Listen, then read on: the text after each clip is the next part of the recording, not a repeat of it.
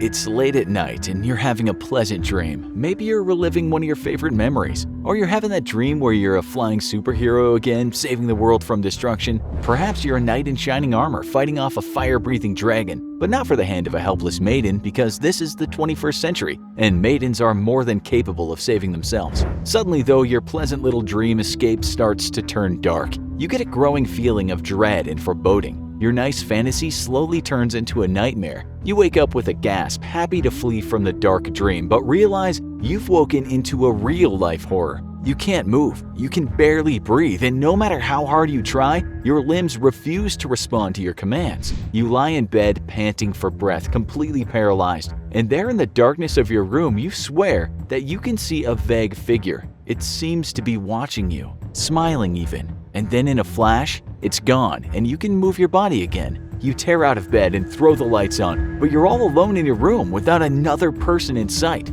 It's estimated that about 15% of the population has had an experience like the one we just described. And if you're one of the lucky ones who hasn't, your time may be coming. For millennia, this phenomenon, now called sleep paralysis, has been associated with one particular evil being. A female demon ripped straight from the pages of the world's most ancient texts, and today known as the Night Hag. According to science, this phenomenon is not an evil demon visiting you and poisoning your dreams or trying to kill you. Sleep paralysis is a purely natural phenomenon that happens when you wake up, but your brain hasn't fully alerted the rest of your body that it's time to wake up. If you've ever watched someone else sleep, then you're kind of a creeper. Just kidding. But if you've seen someone jerk around in their sleep, or perhaps watched a dog kick and paw and whimper as they dream of chasing squirrels, then you're well aware that sometimes our body responds to what the brain is pretending we're doing in our dreams. Scientists aren't quite sure why we dream in the first place, and the fact that less intelligent animals such as dogs and cats do it mean that it isn't a simple byproduct of our greater intellectual capacity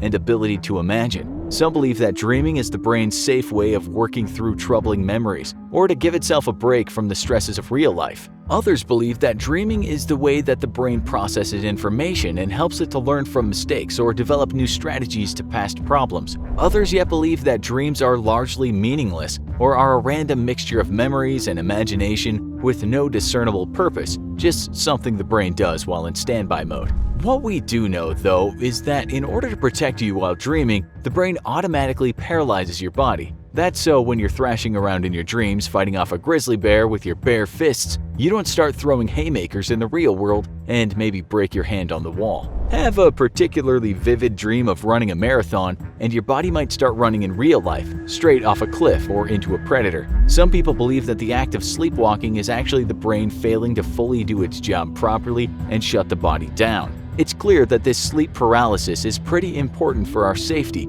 and the safety of anyone sleeping next to us. Waking up in the midst of sleep paralysis, however, can be a traumatic and terrifying experience. The brain has accidentally forgotten to throw the on switch to the other parts of your body, and so when you try to move, you're unable to. Because you have so little control of your body, your breathing feels shallow and labored, and this gives the impression of a great force sitting on your chest. Stuck in a waking state where the brain is still partially dreaming, people have even described auditory and visual hallucinations that appeared completely real to them. In fact, some people believe that sleep paralysis perfectly describes the alien abduction phenomenon. That's science's answer, at least, and given the fact that it's 2019 and we still don't have flying cars, are you really gonna trust science? Of course not.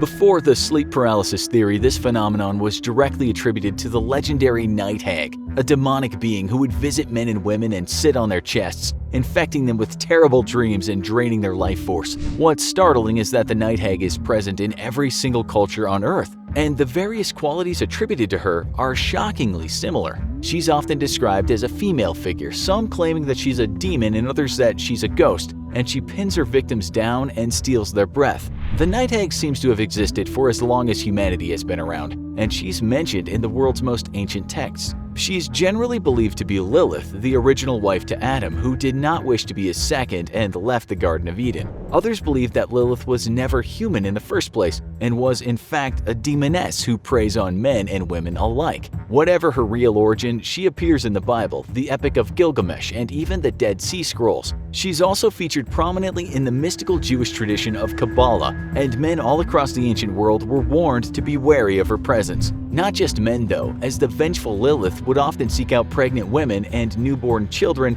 and try to kill them in their sleep. In some traditions, Lilith is even described as having breasts full of poison instead of milk, which she feeds to newborn infants. The name Lilith is believed to be a derivative of the ancient Sumerian word for Lilitu, which were female demons and wind spirits. Beautiful and seductive, men were nevertheless warned to keep their distance from these temptresses, as they would often attempt to reproduce with men and then kill them shortly after. Able to bear children with either human or animals, the Night Hag prefers to reproduce with men and disguise herself as a human to give the child away for adoption, returning later to transform its daughters into Night Hags once they've reached puberty. In the Jewish Zohar, which is the foundation for the mystical tradition of Kabbalah, Lilith the Night Hag is mentioned a whopping 27 times. These depictions support the idea that she was Adam's first wife, but refused to see herself as subservient to Adam and rebelled against God by showing him great disrespect. Saddened by Lilith, God cast her out of the Garden of Eden and then formed a new woman for Adam directly from his rib,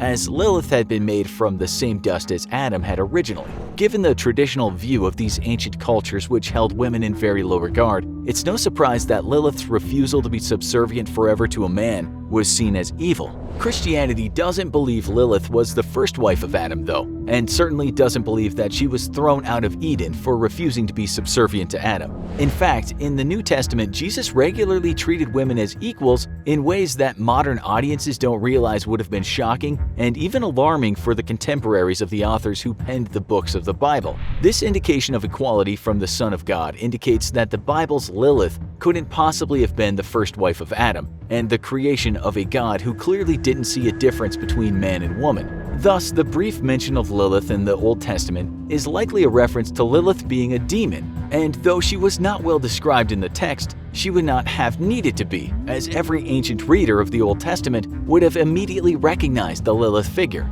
One of the first documented mentions of Lilith, though, comes from the Epic of Gilgamesh, written around 2000 BC. This epic was the world's first known superhero story and tells the story of a mighty warrior named Gilgamesh, who performed many heroic deeds. In one part of the story, the hero helps the goddess of love and war cut down a tree in order to fashion a throne for herself. But as the wood is split open, they discover it's been inhabited by a trio of evil spirits: the serpent, the zoo bird, and the demoness Lilith herself. In an epic battle, Gilgamesh defeats the serpent and zoo bird, but only manages to force Lilith to flee into the desert, unable to overcome her. Sometime around 400 BC, Lilith once more appears in a major historical work, this time the famed Dead Sea Scrolls. These manuscripts were discovered in sealed-up caves along the Jordan River and predate many books of the Bible. Here, Lilith once more makes an appearance in a hymn, which is believed to be used for demonic exorcism. In this hymn, the reciter attempts to purge the victim of demonic corruption, naming Lilith by her name. The Talmud, one of the world's most ancient religious texts and written between the 6th and 3rd century BC, also mentions Lilith. Here she appears as a long-haired demon with wings who could seduce men and have sex with them in their sleep, often undetected. Ancient religious figures even went so far as to warn that men should not sleep alone so that Lilith would not visit and possibly slay them in their sleep. Leaving her mark across the ancient world, Lilith also appears in the form of countless charms and trinkets, all meant to ward off her nighttime attacks. A limestone plaque dating back to the 8th century BC is translated to read, "O you who fly in the darkened rooms, be off with you this instant, Lilith, thief and breaker of bones." These types of charms would often hang in the rooms of houses of pregnant women or newborn children, which were believed to be Lilith's favorite prey. Because she was seen as a sneaky predator, it was believed that if Lilith found the charm, she would flee the house, knowing that she'd been identified and possibly be discovered by its inhabitants. To this day, people claim that they're visited by nighttime demons, and despite modern explanations for sleep paralysis, some are not so satisfied that this phenomenon is purely natural. Many people still believe that succubus, female demons which prey on sleeping men, and incubus, male demons who do the same to women, are a very real phenomenon. Famously, a 1980s horror film called The Entity tells the allegedly true story of a woman who was prey to an incubus, a male night hag.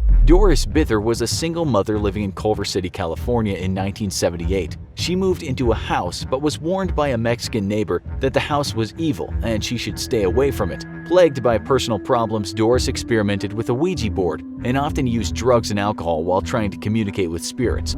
Is the night hag a real phenomenon, or is Lilith and her coterie of demons nothing more than our overactive, fearful imagination? Until science can definitely disprove the existence of paranormal forces, we'll leave it up to you to decide. Have you ever experienced sleep paralysis? Do you think the night hag story is nothing more than the sleep paralysis phenomenon? Let us know in the comments, and as usual, if you enjoyed this video, don't forget to like, share, and subscribe for more great content.